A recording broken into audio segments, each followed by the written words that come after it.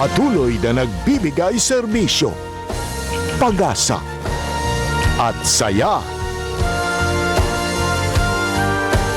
GMA Regional TV, kapuso ng bawat Pilipino.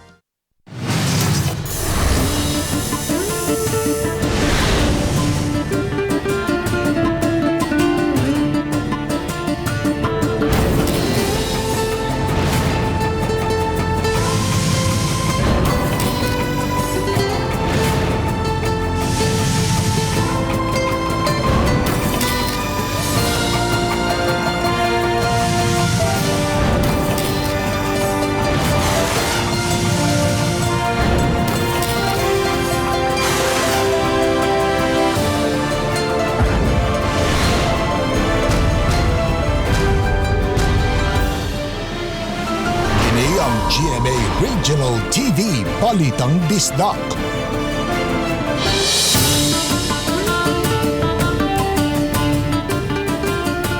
Mayong hapon, kini ang inyong GMA Regional TV, Balitang Bisdak. Ang bugtong kasaligan, kasandigan o kanangpan sa mga Bisaya. Ako si Bobby Nalsaro. Nga maghatod sa labing dako og mga nangunang balita nga mahinungdanon sa Central ug Eastern Visayas. Ako si Alan Domingo. Ako si Cecil Kibod Castro, live sa GMA Complex sa Dakbayan sa Sugbo. Kapinso sa kagatos ka mga production workers sa usa ka factory nga sa branded nga panapton sa MEPS, mityabaw sa giingong di makatarunganon nga pagtaktak kanila sa trabaho.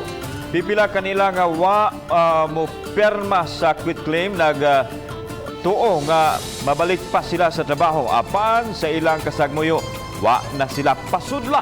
Samtang NLRC midasig kanila sa pagdangop sa ilang buhatan. Si Luan Mirundinas sa report.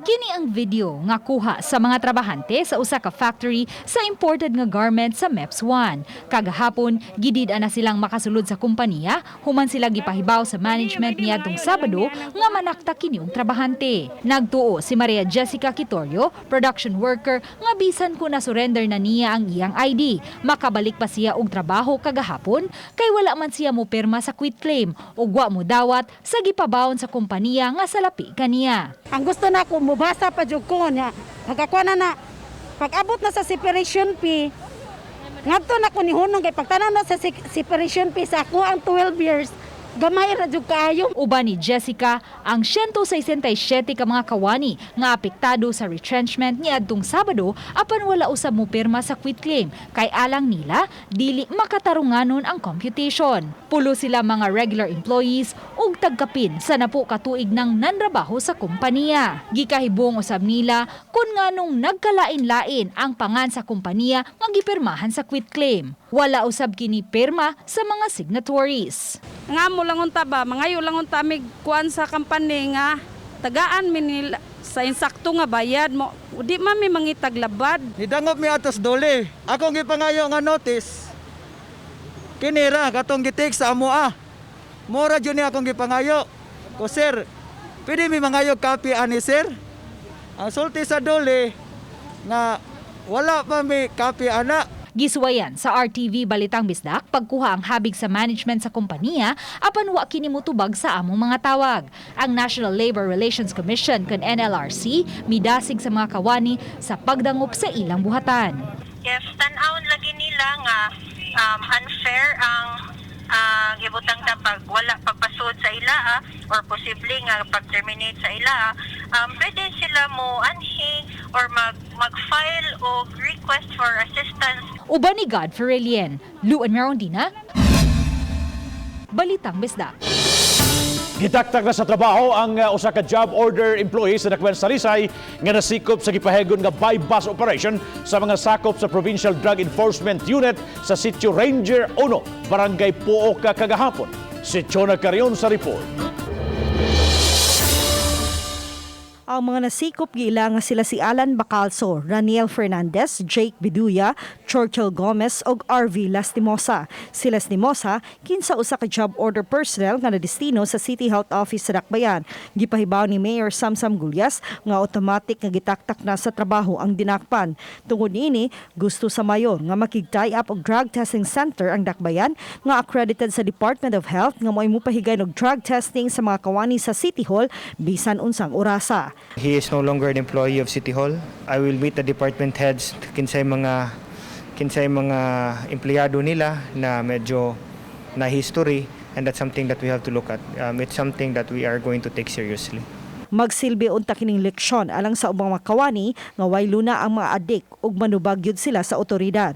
Uban ni Renante Quinones, Chona Carrion, Balitang Bisdak. Anam-anam ng gitrabaho ang gireklamong suliran nga nakahasol kayo sa mga residente sa Zone Paria sa Barangay Danglag sa lungsod sa Konsolasyon. Gipangitaan nagpaagi aron mohubas ang hugaw nga tubig nga taod-taod nang nakahasol sa mga mulupyo. Ani ang follow-up sa Balitang Barangay ni Nico Serino. Dugay nang naproblema kini mga residente sa 40 ka mga balay sa Apas Compound, Purok Palia, Barangay Danglag.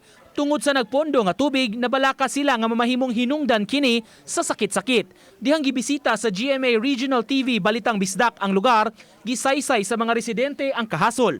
May uban nga di gani magtulganan sa ilang balay kay pabiling naubog kini sa tubig. Giasoy sa mga barangay officials, nakatigom na sila og pondo aron ipatrabaho ang temporaryo nga culvert. Nagtampo-tampo ang kapitan ug mga opisyales aron mapaspasan ang pagtrabaho. Mipatigbabaw sab ang bayanihan sa mga residente kay sila rasab mismo ang nagtinabangay. Apan gabii na nila kini trabahoon kay mabuntag may tagsa-tagsa man sab sila nga trabaho ug negosyo. Human masibya, may pipila na sab kuno nga mikomit nga mohatag og pondo aron masulbad ang suliran. Thankful mi maayo nga dunay mga anonymous nga mga tawo nga willing gyapon ng suporta taliwala sa mga problema ba. Tanan nga nagtrabaho taga-Apas compound lang katong mga nagtrabaho adlaw trabahoon lang gabi human sila alauna kadlaw alas 2. Temporaryo pa man ang solusyon, apan matud pa nakaabag kini aron mahubsan gyud sa tubig ang dapit. Ongoing ang trabaho mo sa limit kay di ko muna tumadali kay private property man magian ko. Decision pa. Usala sa among trabaho nun nga amo lang sabtron. Muna akong i-discuss sa council. Samtang sa komunikasyon sa GMA Regional TV kang Konsolasyon Mayor Johannes Aligado, gipahibaw niya iyan ang gimando ang pag-inspeksyon sa dapit. Ang Local Disaster Office ug Municipal Engineering ang gitahasan niini aron kapangitaan og hingpit nga solusyon.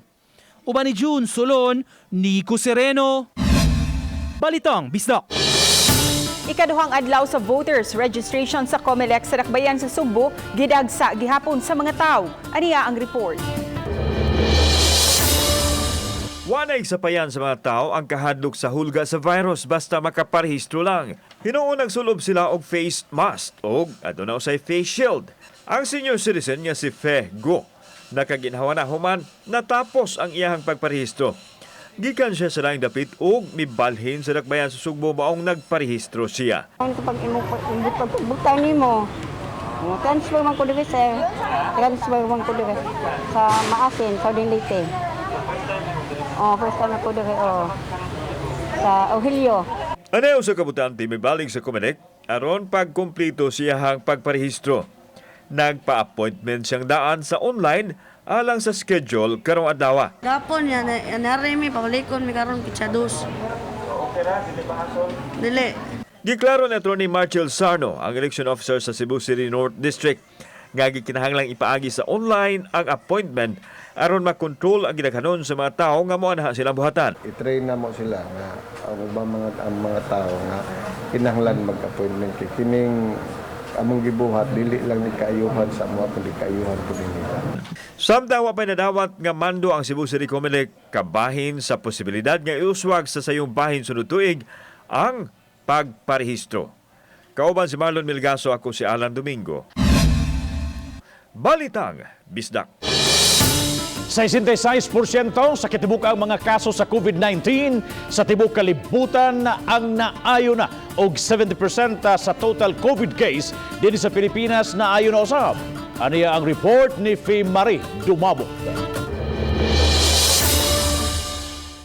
Sa kapin 25 milyones nga kaso sa COVID-19 sa tibuok kalibutan, 66% niini kun kapin sa 17 milyones ang nangaayo na. Sa talaan sa DOH kagahapon sa hapon, kapin sa 158 mil na, gikan sa kapin 224 mil kun 70.4% sa katibukan ang kaso sa COVID-19 sa Pilipinas ang nakarecover na. Mitalahin noon og 3,500 nga nakalas. Samtang 82% na sa total COVID case sa Central Visayas ang nangaayo sab. Rason nga 2,321 na lang ang aktibo nga kaso. Adunay natala nga kapin sa 1,000 nga namatay sa maong sakit. Sa lalawigan sa Sugbo, adunay 4,500 ang mga kaso, apan 861 niini ang aktibo na lang. 32 usabang aktibo nga kaso sa Negros Oriental.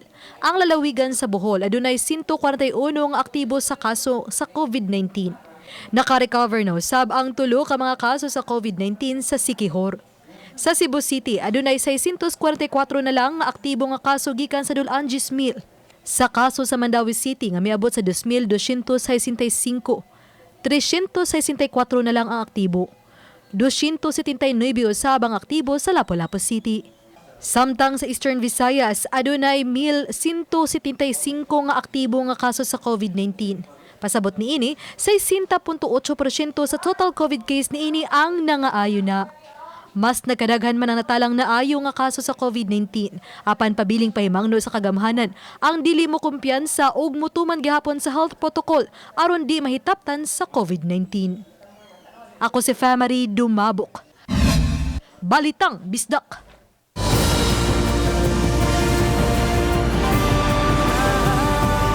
Kini ang GMA Regional TV Balitang Bisdak.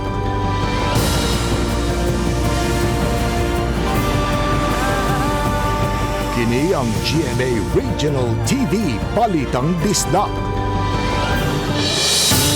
Himon ugma ang laing hugna sa distribution sa second tranche sa Social Amelioration Program kunsap di sa dakbayan sa Mandawi. Apan ipaagi na kini sa mga cluster barangays inay sa mga money remittances outlet. Ang live report ni Nico Sirino. Nico?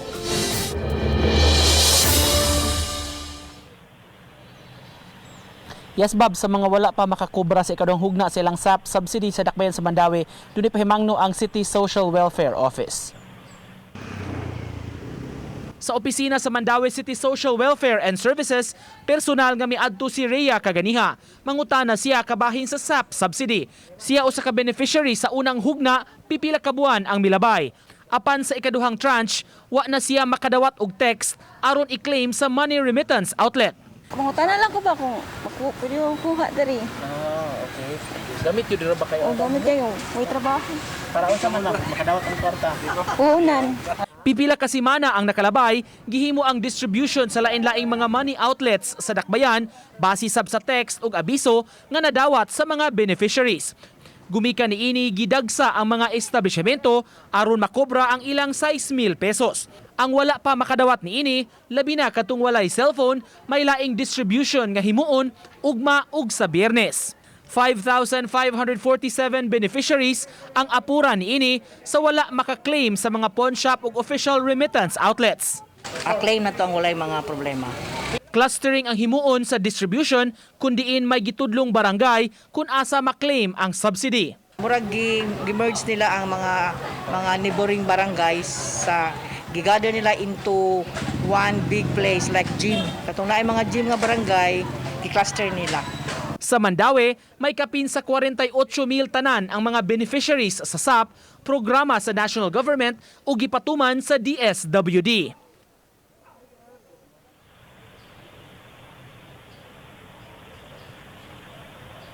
Sa mga dunay pangutana bab kabahin ng distribution sa SAP ug katong nga dunay reklamo sab kun makadawat ba sila ni ini maong pondo, mamahimo sab nga mo dangup sa ilang mga pangutana sa buhatan sa Mandawi CSWS. Bob. Thank you so much, Nico Serino, sa imong live report. Sa pagpaubos sa dakbayan sa Sugbo sa Modified General Community Quarantine, gihatagan usab og pagtugot ang turismo nga makaginhawa na. Suruyo nato ang nabantog nga tanaman sa Barangay Sirao nga gianggaan og Little Amsterdam. Ani ang report. Sa entrada pa lang, andam na ang logbook sa mga bisita alang sa contact tracing. Dayon ang foot bath ug ang thermal gun nga mobasa sa body temperature sa mga tao nga mobisita. Samtang adunay marker ang pathway nga maisundon alang sa pagsiguro sa physical distancing sa mga turista. Naabtan namo kining grupo sa mga local tourist nga gikan sa dakbayan sa Talisay nga misuroy sa bukirang barangay aron makita ang katahom sa malaparaisong talan-ahon. Malipayon sila kay human sa 4 ka buwan nga stay at home, finally nakagawas na sila. After how many months nga nag-lockdown, nakagawas na jud. And then, kasi yung debate ron? Yes, naka-on-mind jud sir, naka-relax na huna after sa nagsige lang standby sa balay. Karon jud kay lipay, of course niya murag kuan, stress-free kaayo siya karon. So marag na-release gyud among stress sa staying at home, kay lagi wanay gawas-gawas. Mato ni Dennis Rublico, ang manager sa garden, nga wa pa kaayo yung mga turista nga mibisita kay posibleng daghan pa ang wa masayod sanglit soft opening pa nila. Naglaom hinuon siya nga mobalik ra sa normal ang operasyon, sumaabot atulon niya sa full blast reopening sa September 17. Mga prenup, wedding prenup, ga-inquire na sila, supposed to siguro next week na anasad may prenup din na pa-schedule. Okay. Ang uban mo gud pa man kahibaw nga open na. Pero usually ang ato mga tourist, mga local pa. Samtang nagpabilin ang katahom sa Sirao Garden 2, bisan kun sirado kini sa taas nga higayon. Ana gihapon ang mga matahom nga buwak ug ang pinasahi nga istruktura nga gipattern pa sa Amsterdam ug ang mga selfie spot. Taliwa sa mga maanindot nga talan-ahon, nagpahipi ang kahingawa sa mga trabahante kaniadto apan pagbalik na sa ilang operasyon, nabuhian sila og paglaom. Sa pagbukas sa turismo diri sa dakbayan sa Sugbo ubos sa Modified General Community Quarantine, nagpabilin gihapon ang pahimangno sa atong kagamhanan nga kinahanglan mosunod kita sa protocol aron makalikay sa posibleng pagkatapa sa virus. Kauban si Marlon Milgaso, ako si Alan Domingo, Balitang Bisdak. Grupo sa mga Hapon mipasiugda og clean up challenge sa dakbayan sa Subo sama sa pagpamunit sa mga basura daplin sa dalan nga mo ilang gikalingawan karong quarantine ug naglaom nga makaagni pa sa kadaghanan. Kini ang report ni Femery Dumabo. Langyaw man sa dakbayan sa Sugbo apan giisip na ni Shoma Kajikawa 25 anyos nga susama na nga nagikan gid siya sa Sugbo. Ug tungod sa gugma sa dapit, naghat siya nga magpakabana pinagi sa pagtabang sa pagpamunit sa basura. Nahimo kini tol sa quarantine, ilabi na dihang ubos sa General Community Quarantine ang syudad sa Sugbo. Naanda na ni Shoma ang kalimpyo sa ilang nasud ug buot niya kining madala dinhi sa Pilipinas. Duha na siya katuig sa Pilipinas. Then I've got something feeling about why there are lots of garbages here in Cebu. Yeah, that's why I started. Sure, I want to make Cebu more beautiful. Yeah, that's the cause.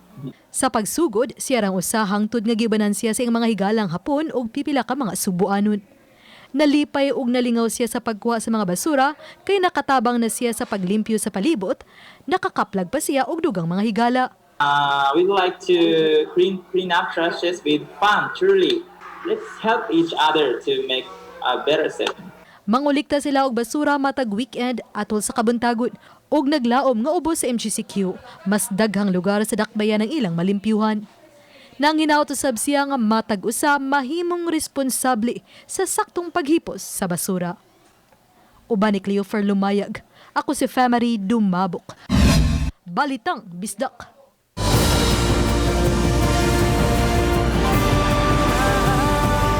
Kini ang GMA Regional TV Balitang Bisdak.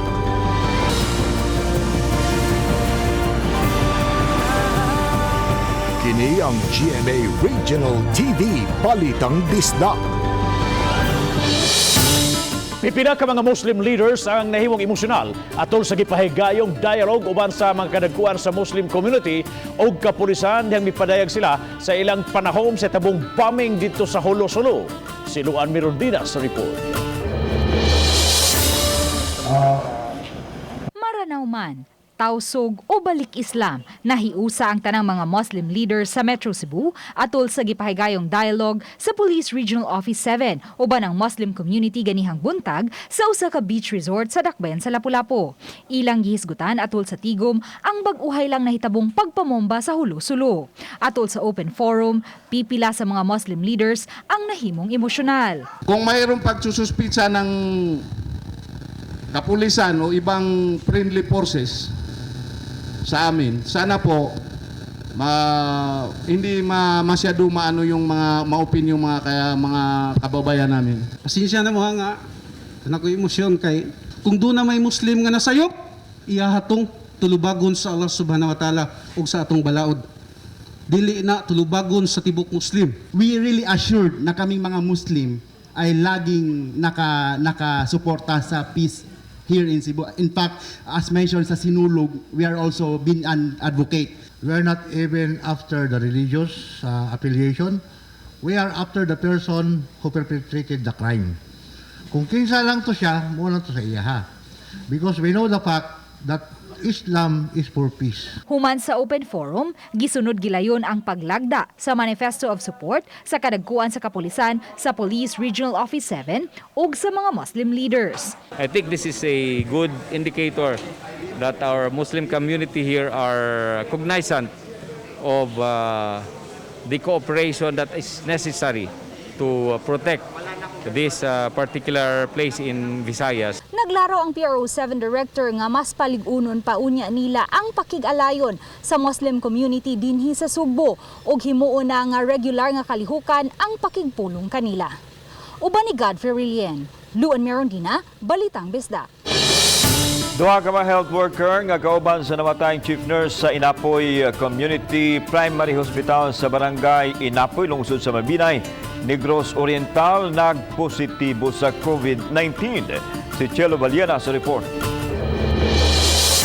Pamigawas na ang resulta sa swab test sa mga medical staff sa Inapoy Community Primary Hospital.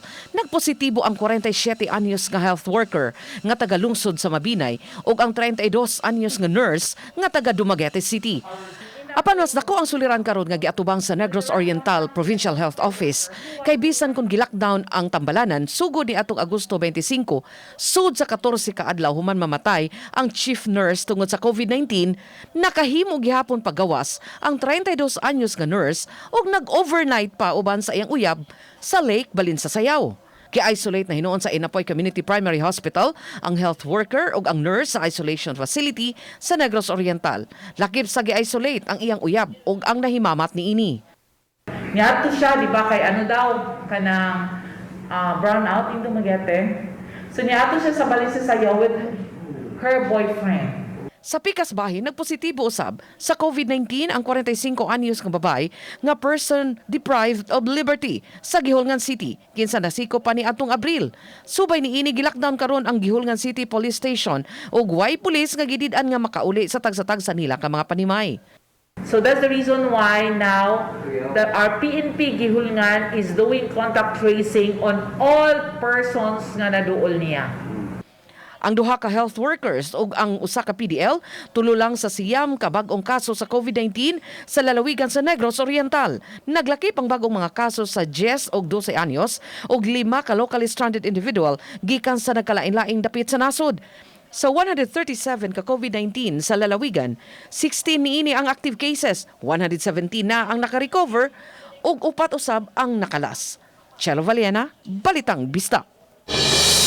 Mga daycare teacher sa Mandaue City patabangon sa pagpatuman sa supplemental feeding program sa Dakbayan. Karong panahon sa pandemya, wa mahinayon ang klase sa daycare aron masiguro ang ilang kaluwasan. Mao nga ang 49 ka mga teachers nga na-assign sa lain-laing barangay gamiton alang sa mahinungdanong tahas. Kaganiha, gitigom sila sa Social Welfare Office aron mabriefing na daan sa buluhaton Ang maong feeding program gikan sa national government ug gitumong alang sa mga malnourished ug undernourished nga kabataan. Hatdan sila og luto-unong pagkaon ug andamon kini sa ilang mga ginikanan. Matag semana maghatod og mga maong magtutudlo sa maong pagkaon. Mag-purchase na sa goods sa maong nga feeding, sir, ang Region 7. Ibay cities na municipalities nila ang distribution.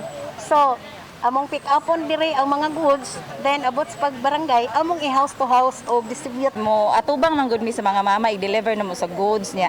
Kinahanglan para ma-maintain na mo ang health protocol, mag-wear mig face mask, face shield niya, mag-gloves lang mi. Dili lang mi mag-PPE kay mahadlok niya mga bata nga mo beneficiary nga moadto mi silahang balay para masadyapon ni sa kaayuhan sa mga bata, no? Kay especially karon nga wala gyud tay kanang ECCD nga session sa barangay.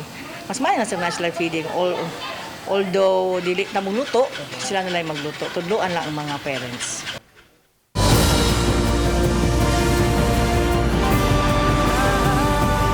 Kini ang GMA Regional TV Balitang Disda.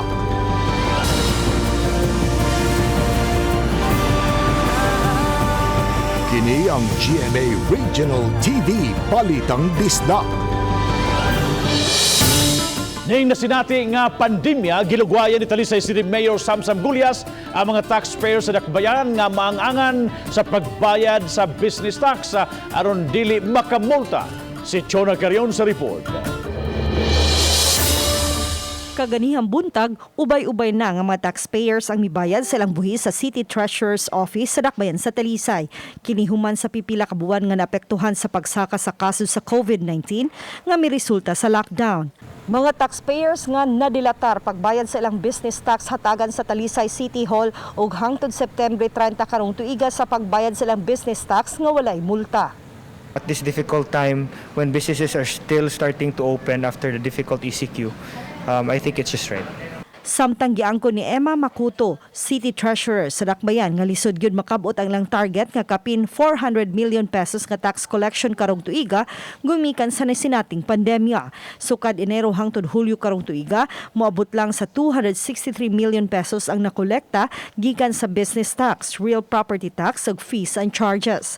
Niadtong Mayo, nakakolekta og 3 milyones pesos nga labing ubos lang collection atol sa pagsaka sa mga kaso sa COVID-19. Karon nga MCCQ na ta, arang-arang doon na namayad og balik. Pero pag July doon na naman, dako ta collection sa July, nabot og 27 million atong local nga collection. Pero pag katong April, March, April, gagmay kaayo kay halos way tao kay moso diri sa City Hall. Uban ni Rinanti Quiñones, Chona Carion, Balitang Bisdak. Police Regional Office 7 Director Mibutyag nga nalagip sa drugs watchlist ni Presidente Rodrigo Duterte si Police Senior Master Sergeant Artemio Tumakay III. Apan nitataw nga imbestigahon gihapon sa kapulisan ang nahitabo.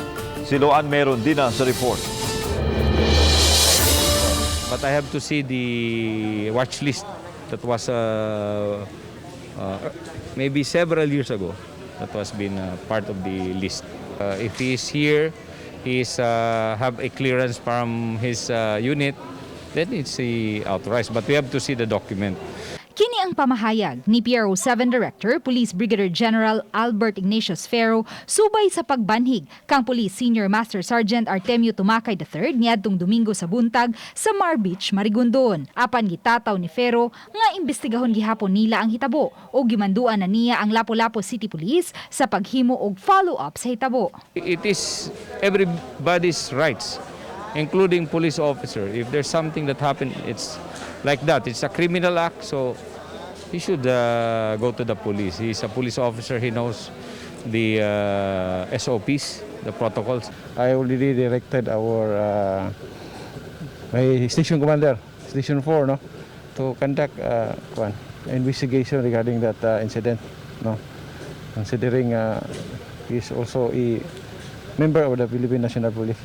Si Tumakay wala na mohatag og komentaryo sa pamahayag ni Fero. Kahinumduman sa telephone interview sa RTV Balitang Bisdak sa miaging adlaw, gitataw ni Police Senior Master Sergeant Artemio Tumakay III nga lehitimo ang iyang pag-uli dinhi sa Subo kay mando man kini sa ilang labaw. Gipakita pa ni Tumakay III ang letter orders diin nalatid nga gitahasan siya sa pag-attend sa CREDIC kun Criminal Investigation and Detection Course sa National Forensic Science Training Institute pinaagi sa blended modality. Ang instruction sa presidente sa PBC nga i-home quarantine me, papulion mo sa amuang probinsya at doon na may magpadayon sa among schooling since naman tayo gitawag og virtual schooling. Uban ni Godfrey Relien, Luan Merondina, Balitang Bisdak.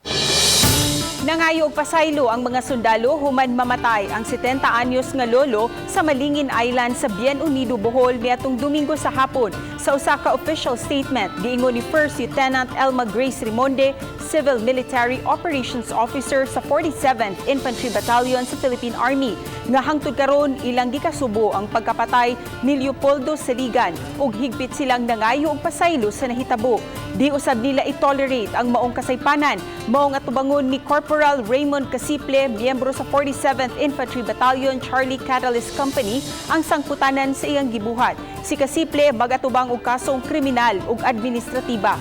Gipasalig sa 47th IB nga mokooperar sila sa unsa mang investigasyon sa kaso ug tabangan ang pamilya sa namatay. Si Saligan gipusil patay ni Corporal Raymond Casiple kinsa gideploy sa Malingin Island sa pagtuo nga gilibak siya sa tiguwang ug sa iyang mga pag-umangkod. Sawa pa ang pagpamusil, naglalis ang duha apan kalit lang gipusil ni Casiple si Saligan nga mo'y hinungdan sa iyang kamatayon. Taliwa ning nasinati natong pandemya, wa usab magpaawahi ang mga durugista. Duha ka mga lalaki na lambigit sa illegal nga drugas ang nakuhaan og shabu nga dulan sa 1 kilo nga mukantidad og 6.4 million pesos.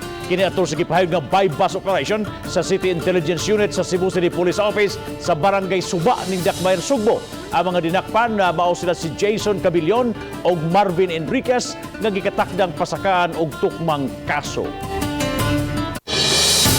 Taliwa sa problema dala sa pandemic, ani ay gikalingawan o gani na trending online ang paghimo sa pipila ka mga netizens o mga profile pictures sa social media sa usa ka cartoon-like avatar. Kung ngano atong pakisayran ang pipila sa mga netizens sa report ni Femery Dumabo. Usa sa nakiuso niini si Kapuso Jessica Soho sa social media page nga Kapuso Mo Jessica Soho. Diin sud sa 15 ka oras lang sukad pag-post niini niani na kini og 19,000 nga shares ug dulan sa 500,000 nga mga comments. Ug sagad sa mga comments ang nibidaw sab sa ilang cartoon-like avatar profile picture ug komento. Usa sa may komento kining Sugboanon nga si Shera May kinsan di pasabot sa GMR RTV Balitang Bisdak. Kada kiuso siya isip pag-break sa mga negativities ug pamaagi pag-connect sa mga higala online. Gisigundahan usab kini sa usa ka Sugboanong magsisibya nga si Rowena Capistrano kinsa lakip sa nakiin.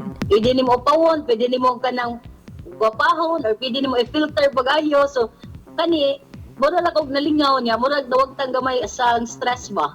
Ang maong cartoon-like avatar gituyo aron paghimo og digital persona nga mapakita mo ang imong emosyon o ekspresyon. Apan awhag ni Capistrano sa mga netizens nga gikinahanglan gihapong responsable sa mga post sa social media kay posibleng makatabang kini o di ba ka makaguba sa usa ka pagkatao o di ba ka sa usa ka dapit. So kung maghatag ta og mga balita nga fake news, sama rin nang nagkuha tag bato ba, gipandukdok na to sa itong mga ulo nga makahatag na hinuon ni kalisod nga to sa itong mga kaigsuunan. Uban ni Cleofer Lumayag, ako si Femery Dumabo. Balitang Bisdak. Daghang salamat sa mga kapuso nato apilang na sa gawas sa nasod nga nikisayod sa mga dagko ug mga nagunang balita sa rehiyon. Ako si Alan Domingo. Ugi ka namong tanan dinhi sa Central ug Eastern Visayas. Ako si Cecil Kibon Castro. Ang inyong balita, ang among balita kay matag lokal nga balita mahinungganon. Kini ang inyong GMA Regional TV Balitang Bisdak. Buong puso para sa Pilipino. Ako si Bobby Nalsaro. Maayong hapon mga kapuso.